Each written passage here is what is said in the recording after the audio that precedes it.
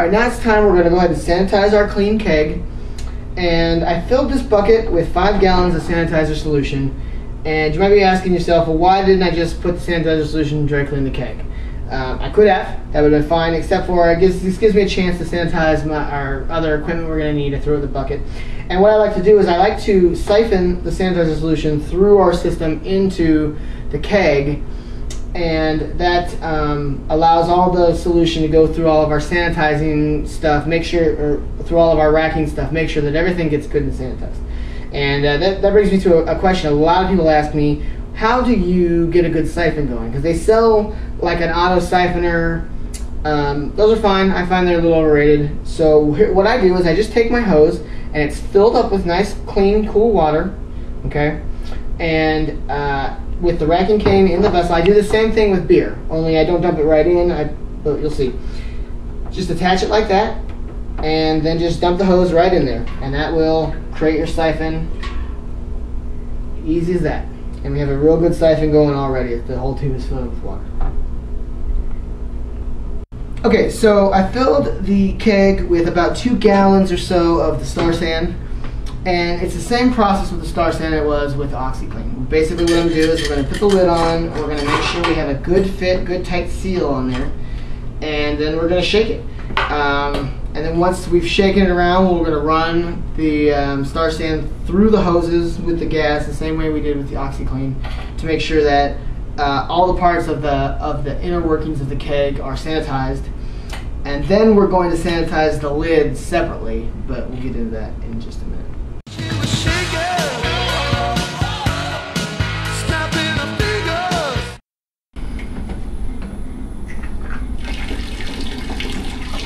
This will also make sure that our serving apparatus is sanitized as well. Because if you had this on a different beer, it's probably full of a different beer, and if it's been sitting around for a day or two, then it's got dried gross beer in it. So running the OxyClean and the Star San through the hose is a good idea as well.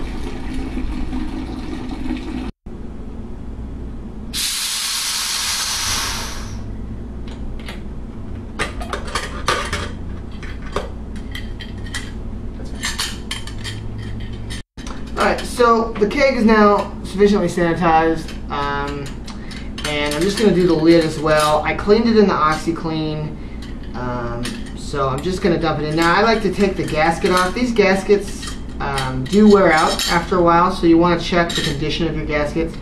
This one's still in great shape, so I'm going to go ahead and dump that in there.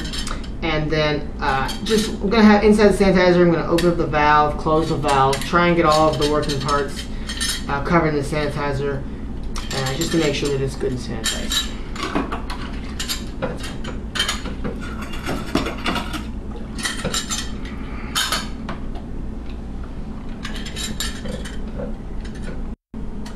Alright, it's time to introduce the star of the show here. This is the beer, and this is an IPA. You can see the hops. I've been dry hopping this for 2 weeks.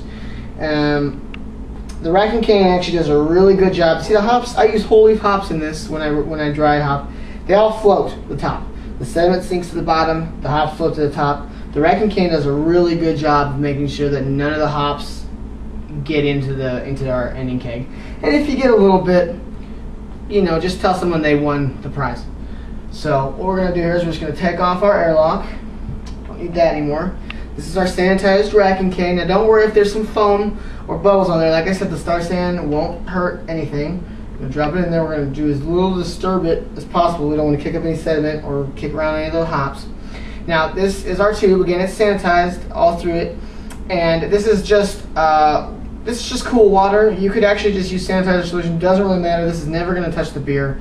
What we're going to do is we're going to attach this to there. And just like we did when we sanitized the keg, only we don't want this in the keg because this isn't beer. So we're going to use this glass, and we're just going to let it run up into the glass until it's beer. Now we've got beer. Now this is where I like my little shutoff valve. You could pinch it if you wanted to, but I prefer the shutoff valve. And we're going to then just put this in here, start it back up, and that will begin our siphon.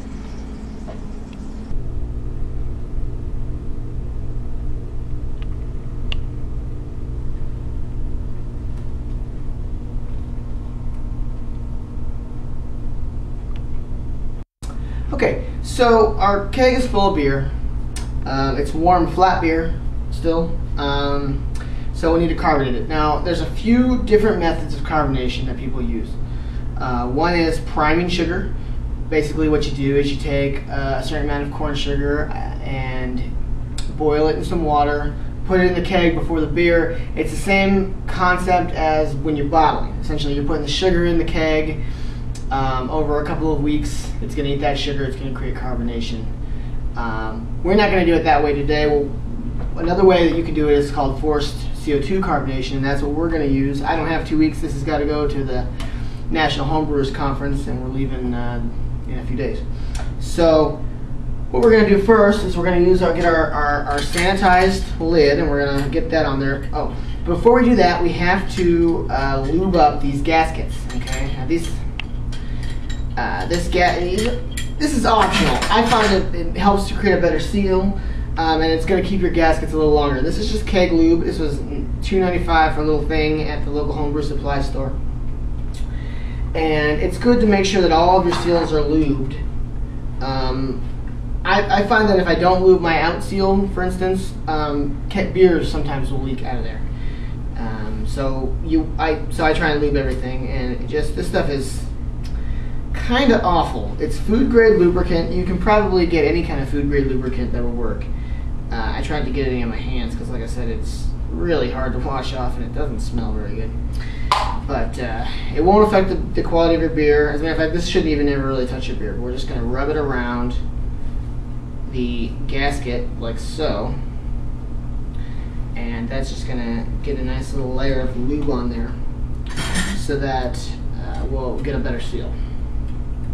Put that back on there. And now that that's nicely lubed, we're going to attach this. Put the lid back on the keg. And rub a little bit of the keg lube around the little rubber seals on the in and the out tubes. See, there's a little bit. We don't want to get any on the top where the gas is going to come in. There's a little pinhole where the gas is going to come in and the beer is going to come out. We don't want to get any lube in there because we don't want to get that into our glass. So if you do, just wipe it off the top there and it'll be alright. So now our seals are lubed, our keg is sealed. We're going to go ahead and I'm going to add the gas. Now I have the gas in it's set to 10 psi right now. And you can hear as soon as I click that on, that's going to start filling up with gas. If this were already carbonated, which it's not, but I'll show you anyway, we could, well, 10 psi might be a little high, but we could start pouring beer out of there and have some beer. But we don't want to pour that out at 10 psi. I'll probably lower that down to about 4 or 5 when it's ready to pour. But just for the carbonation purposes, we're going to leave that at 10 psi for a few days, and after a few days, test it. If it needs more bubbles, we can shake the keg up to psi and shake the keg, and that will add an extra bolt of carbonation to it. And if it's too carbonated, then we can release some of the pressure and let it sit, let some of the pressure build off and lower that carbonation down to like 4 psi so it equalizes there. But there you go, and we've got ourselves a nice beer ready to drink.